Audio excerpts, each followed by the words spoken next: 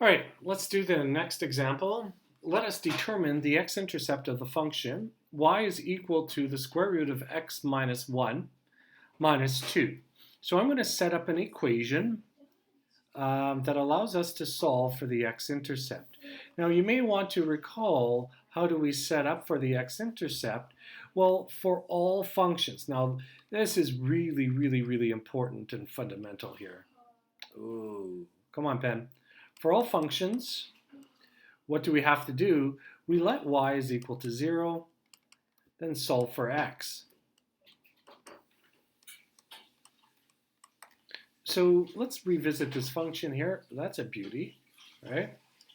So this looks complicated, so I'm just going to say y is equal to the square root of x minus 1 minus 2. And then now I'm just going to set up the equation that allows me to solve for the x-intercept. So now I'm going to let y is equal to 0. If y is equal to 0, we let y is equal to 0, and it's the square root of x minus 1 minus 2. So now I have an equation that allows me to solve algebraically. Now you may be wondering to yourself, you know this equation should be a good friend of yours because we simply solved it above. We already know that there's a solution at x is equal to 5. So, but in the context here, that will mean that we have an x-intercept of 5. Let's take a look at how do we use technology to make a sketch of a graph and identify the x-intercept. In other words, how do we solve using technology? Now, I'm going to challenge you a little bit later on, perhaps with a different question. Well, I'm going to say to solve an equation in general. Now, you guys, with your technology, are going to be able to solve this no problem. So we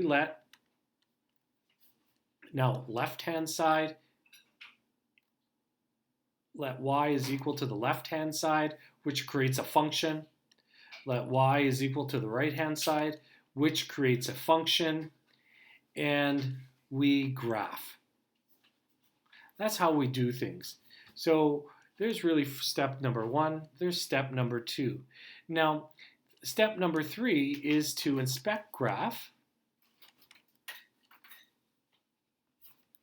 Dot, dot, dot. Okay, so we inspect the graph and note where the two functions intersect. The x value of the intersection points is the solution. Solution or solutions. So I'm going to take a break here. I'm going to jump over to Desmos, and I would encourage you to open up your Desmos app and see what we got going on here. Welcome back. So here's what my Desmos app looks like on my computer anyways. It looks a little bit different on your phone. So I'm just going to draw your attention to here. This is 0 is equal to the square root of x minus 1 minus 2 is the equation what we're trying to solve. What I'm going to do is I'm going to let the right-hand side, which is 0, so I'm going to let that side equal to y. So 0 is equal to y. And I'm going to graph that. And I'm just going to graph it. What we see is that it is a horizontal line while somebody's cleaning up the kitchen.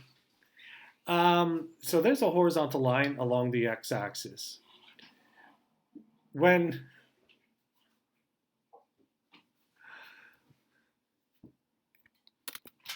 The next thing that we're going to do is we're going to let the right-hand side of the equation equal to y as well.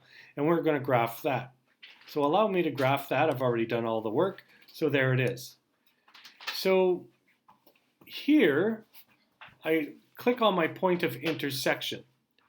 My point of intersection is, now I'm just going to get, for some reason, this green line sticking up there. My point of intersection is 5, 0. So it's the x value that corresponds to the solution of my equation. Keep in mind what the question said. Now, we would have liked to solve this equation using technology. So it's really about the technology. What did I do? I let the left-hand side equal to y, so y is equal to 0. Let the right-hand side of my equation equal to y, and I graph them.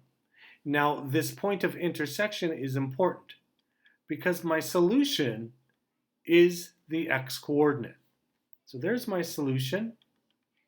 The y-coordinate really doesn't have too much understanding here, or too much meaning here. So therefore, I'm just going to write x-intercept or solution at, I guess it makes more sense to say x-intercept at 5 to answer the question. So now, it's really that simple. Now, let's get crazy, right? Now, suppose, here's a nice challenge question. I'm going to ask you, now I don't know the answer to this, so it could get very goofy here. I'm going to say solve. Solve the square root of x plus 6 is equal to 6 minus x. So we're going to try to solve this now, using technology. So what I would like you to do, now this should be your friend. What I would like you to do is to graph, and then make a sketch of a graph here. Set up your equations, and then ultimately find the solution. So I'm going to hit pause here.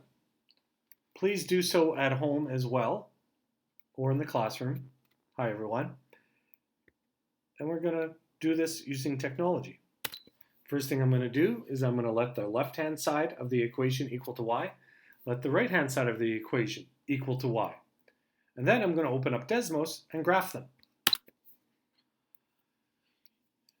You may note up here I have 6 minus x is equal to y, which is, I think, the right-hand side of our equation.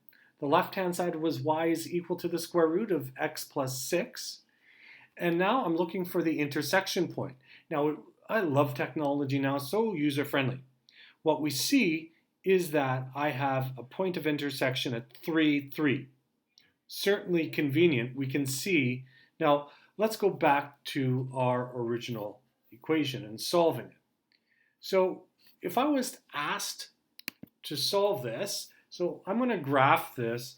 So I'm just going to make a quick sketch of my graph. Sorry that it's not really straight or anything like that. I had a graph that might have looked like this. That was my radical graph. And then I'm going to reach out and grab the pink color. And the next line went down like this. And it was a linear line. And it had intersection point 3, 3. Now remember, it's the x-coordinate that is important here, that is the solution to the equation. So therefore, solution at